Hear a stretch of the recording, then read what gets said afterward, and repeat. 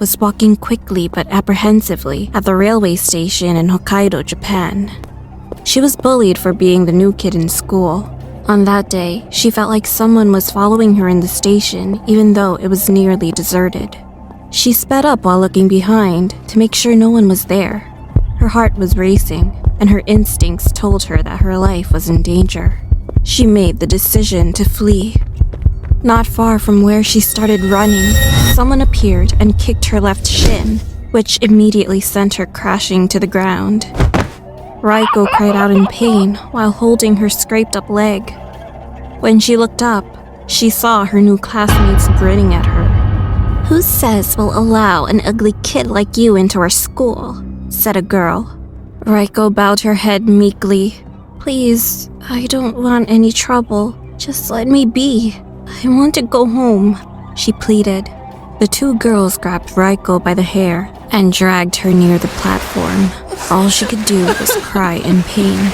Then they grabbed her hands and feet and threw her onto the tracks right when the train was approaching. And Raiko lost consciousness upon impact.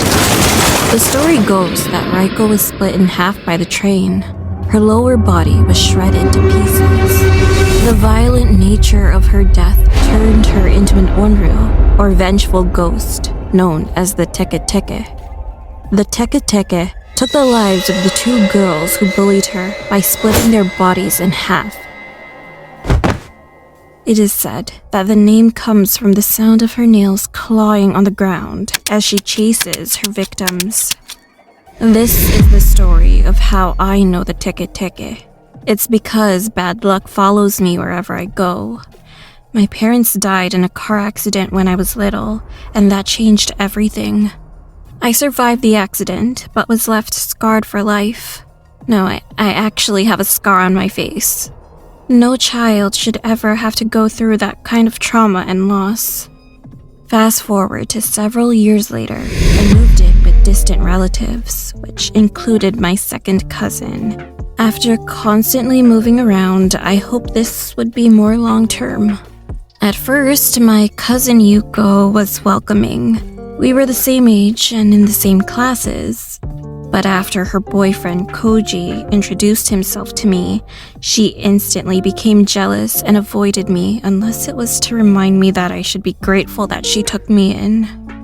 After school one day, Koji caught up with me to ask how I was adjusting. He took my heavy bag and told me he would carry it for me since he was coming over to study. "You shouldn't go home by yourself. It's dangerous around here at night. I'll try to convince Yuko to let you join us." Yuko came out of nowhere, grabbed my bag and opened it. She inspected the contents before emptying it out. My books fell to the ground, along with a photograph of my parents. Koji picked it up and asked, "Are they your parents?" I nodded. Yuko took the picture, looked at it, and tore it to pieces. "No wonder you're ugly." I got down on my knees and gathered my books, as well as the remnants of my parents' photo. "Stay away from my boyfriend." She threw my bag on the ground and stormed away. Koji helped me pick up my belongings, which were now dirty. Yuko called him over, and after a moment of hesitation, he apologized and left. I kept my distance from Yuko after that. We lived in the same house, but were complete strangers who didn't acknowledge one another's existence. Slowly, things became a little better. I made a few friends and even joined clubs. I was most excited for the creative writing one. Ever since I was little, writing stories where I'm the main character has always been how I cope with life. But lo and behold, Koji had also joined the club. As soon as he saw me, he ran over and sat next to me. I must admit, he was quite handsome, and I had developed a tiny crush on him after seeing him at home so often. "Hey, I'm sorry about Yuko," he quietly said. "We shouldn't be talking. Why are you even here?" "I enjoy writing. It allows me to escape even for a moment." "Yeah, I'm sure you need that." When we were done for the day, classmates told me to be careful because supposedly there was a murderer on the loose. A few girls around my age had gone missing, last seen walking around the railway station. I can accompany you.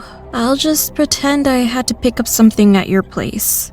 For a brief moment, I had forgotten that Koji was dating my cousin and stopped by whenever he wanted. As enticing as it sounded to have him walk me home, I couldn't. Please don't. Yuko would kill me. Koji shrugged his shoulders as I walked away.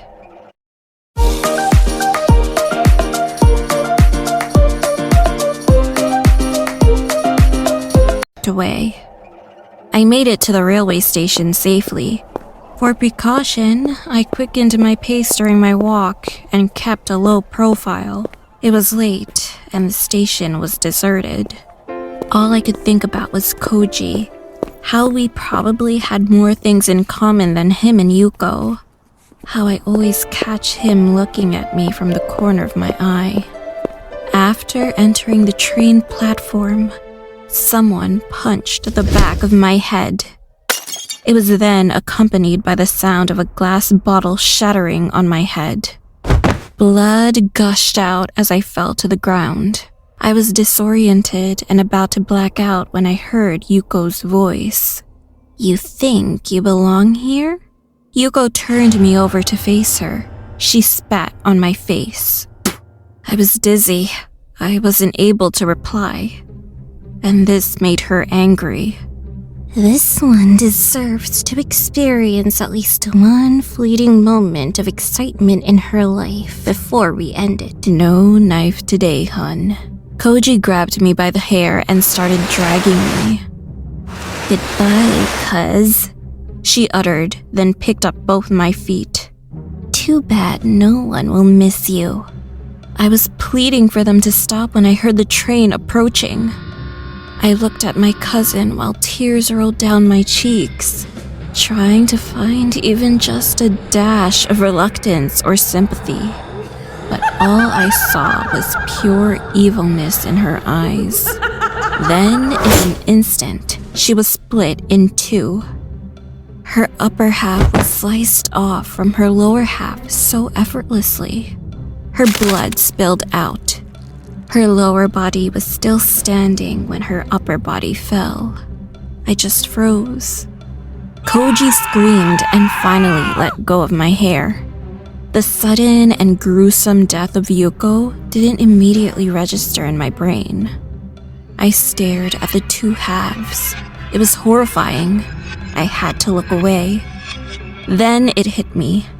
The killer was still there. When I looked up, there was a demon-like creature that was also missing her lower body. She was wearing old, tattered, soiled clothes and had long black hair. In her right hand was a scythe, which she used to split Yuko in half. I was too stunned to speak and didn't dare move an inch. She dropped the scythe and moved towards me by clawing the floor. Her movements were odd and unreal. Her claws were making a unique sound when they hit the floor. The sound was something like a teke. She stopped an inch away from me, grabbed my face, and looked directly into my eyes. Surprisingly, I found more humanity in hers. I shivered from the touch of her cold, clammy skin. Suddenly, she licked the side of my face from my chin up to my forehead. She let go of me and looked at Koji. He took a step back. The creature grinned and quickly pushed herself from the floor towards him as he ran away. She landed on his back and clawed open his neck. Blood gushed from his gaping wound as he fell to the ground. And she didn't stop there. She got on top of him and started clawing on his belly until his upper body was separated from his lower body. It's strange because I didn't feel sorry for them. Afterwards, the creature took a quick glance at me and smiled. She took off to the dark corner of the train station and disappeared. Only after this incident did I learn about the urban legend of the teke, and I am forever grateful that the teke saved my life that day.